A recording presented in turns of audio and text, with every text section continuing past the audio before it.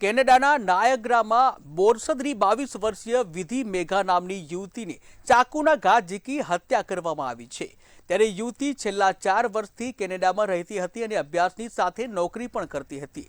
યુવતી 15 મેના રોજ ઘરથી બહાર ગઈ અને ત્યારબાદ અમેરિકન બોર્ડર નજીક તેની હત્યા થઈ હોવાની માહિતી સામે આવી છે। ત્યારે ઘટનાની જાણ થતાં જ સ્થાનિક પોલીસે હત્યાનો ગુનો નોંધી તપાસ હાથ ધરી હતી, જ્યાં પોલીસે આરોપીને ઝડપી પાડી આગળની કાયદેસરની કાર્યવાહી હાથ ધરી છે।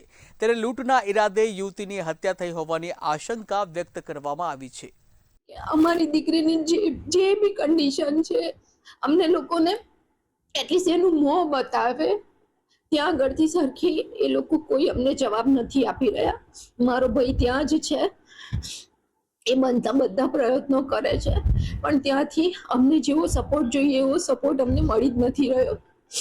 એટલે મારી બસ એક જ નમ્ર વિનંતી છે, એઝ સૂન એઝ પોસિબલ જે બી છે, જે માણસ સંદિગ્ધ જે પકડાઈ ગયો છે એને કોઈ પણ સંજોગોમાં છોડે નહીં। અને આ બનાવ 15 તારીખે બન્યો હતો। અમને જાણ કાલે થઈ છે।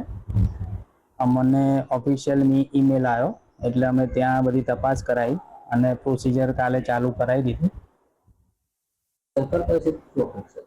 સરકાર પાસેથી એટલી જ અપેક્ષા કે અમારી દીકરીની જે ડેડ બોડી છે જે as soon as possible India મોકલાવે અને જે આરોપી પકડાયો છે એને ફાંસીની સજા આપે, કાં તો એને જેલ આજીવન કેદની સજા આપે। સરકાર જો આપણે એ ત્યાંથી લાવવામાં થોડી મદદરૂપ થાય, જે વહેલી તકે ડેડ બોડી મળે।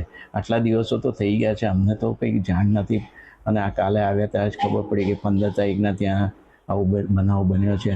એટલે અમને તો એકદમ બહુ અમારું આખું ફેમિલી આઘાતમાં સરી પડ્યું છે અને ભાજપ સરકાર મોદી સાહેબને પણ અમારી વિનંતી કે આ બાબતે થોડી અમને હેલ્પ કરે।